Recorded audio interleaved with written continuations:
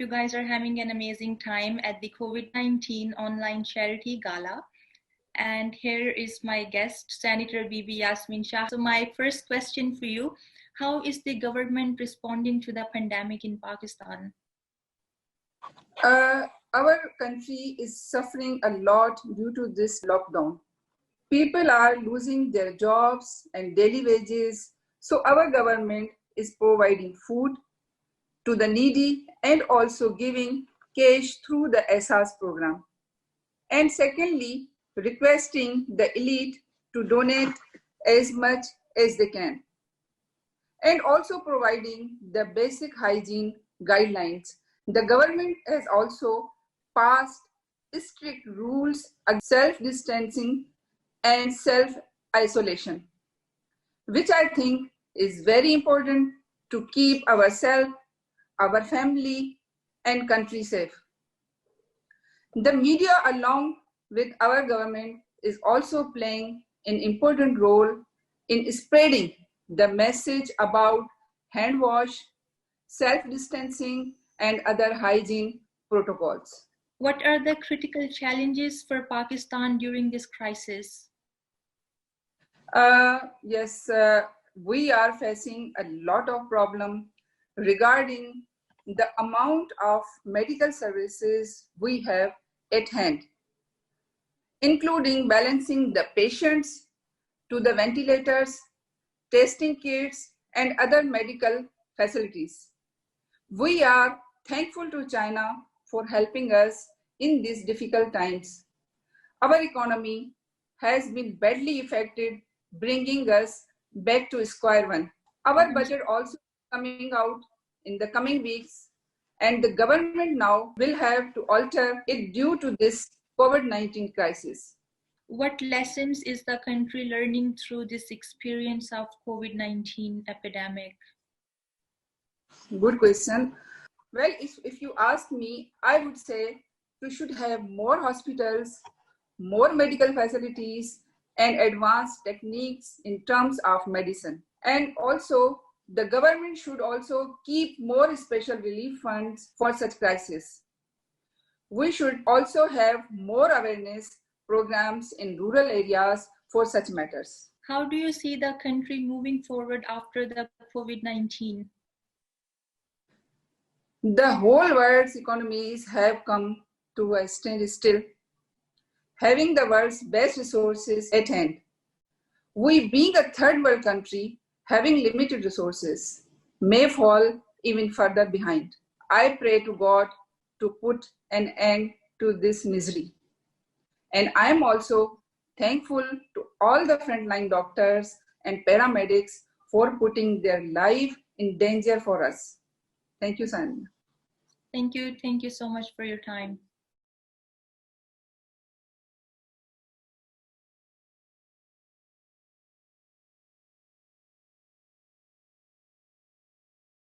How are you doing today, and how's your family?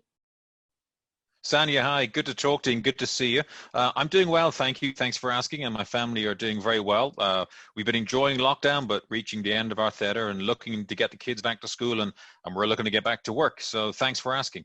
My first question, what's your assessment of the way European countries have reacted to the coronavirus so far?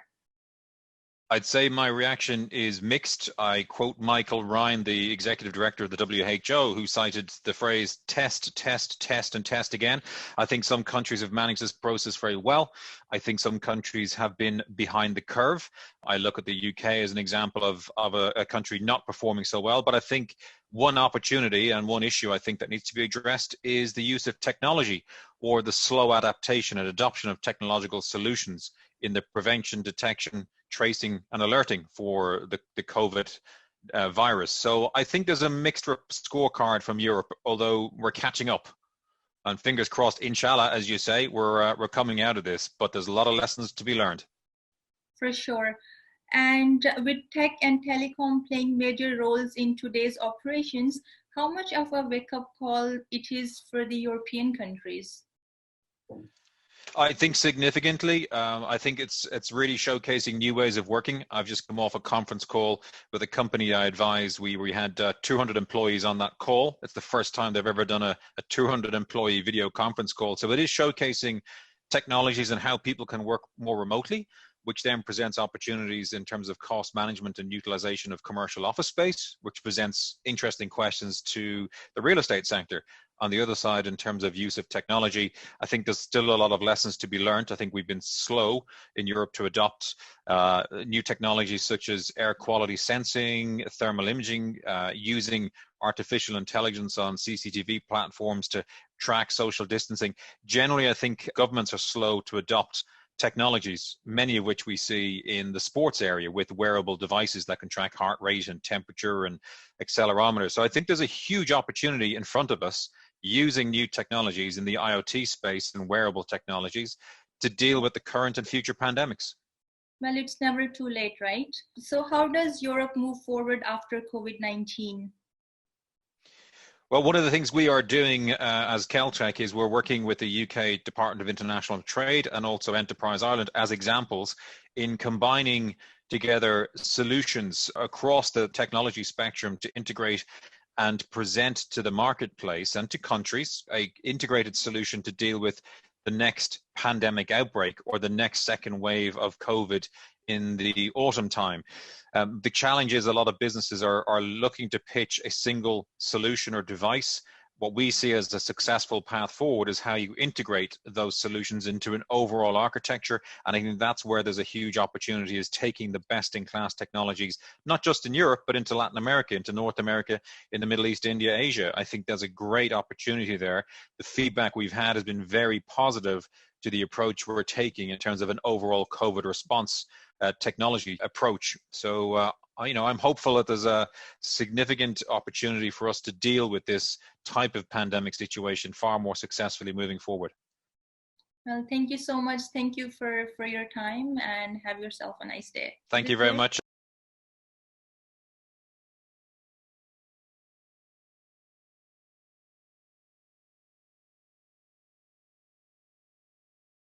Ja, my first question, what impact does COVID-19 have on the Gulf in general?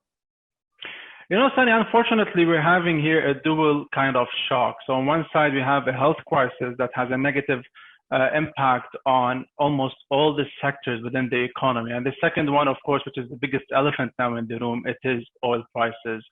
So these measures that have been taken to contain the virus are generating a kind of supply shock and demand shock at the same time. And, while policymakers are trying all the measures, stimulus measures to support the business, oil remains the biggest factor that's going to be impacting the GCC economies going forward. How different is the impact from UAE to Saudi Arabia and to Bahrain? In general, it's almost the same kind of impact. So if oil prices, let's say, is going to remain around $20 per barrel, we're talking here about almost $500 million loss in revenue per day for the GCC economies. I think the difference here is going to be in which way each country will tackle this economic slowdown. So most of the governments have responded in cutting spending, which is also magnifying the negative impact on the non-oil sectors. But countries like the UAE, Kuwait, Qatar, for example, they can tap their fiscal and international reserves, while others like Oman, Bahrain, for example, and Saudi Arabia will have to turn back to the financial markets through issuing debt. And what key lessons does the Gulf take away from this crisis? Well, I think that there's so many key lessons that we have to take, not just as GCC, but the whole world. First of all, we need to have early warning system for any future crisis, whether it is going to be a pandemic, a climate change, or whatsoever kind of form. So because the faster we act, the less damage it will cause, whether it's on the health or on the economy. And we have also learned that the globe also lacked the ability to assemble, incentive care units in the needed amount and time. And this should be taken into consideration for any future crisis. And, without digital access, we couldn't be sharing today our thoughts, we couldn't be talking together. So I think digital should become a utility, which is an essential one for all over the GCC. And I think that the GCC is doing great when it comes to digital transformation. And my last question, how do we anticipate the Gulf moving forward after the COVID-19? I mean, this is a trillion-dollar question, Sania. We don't have answers yet. We know that the global economy is going to be hit by a severe recession. We don't know if it's going to be turning into a depression. Hopefully not. But no one can anticipate how the economy will move forward until we have a kind of a treatment or at least a vaccination for this virus. So it has become now a question on how to balance, the health and the economic interest due to these difficult times.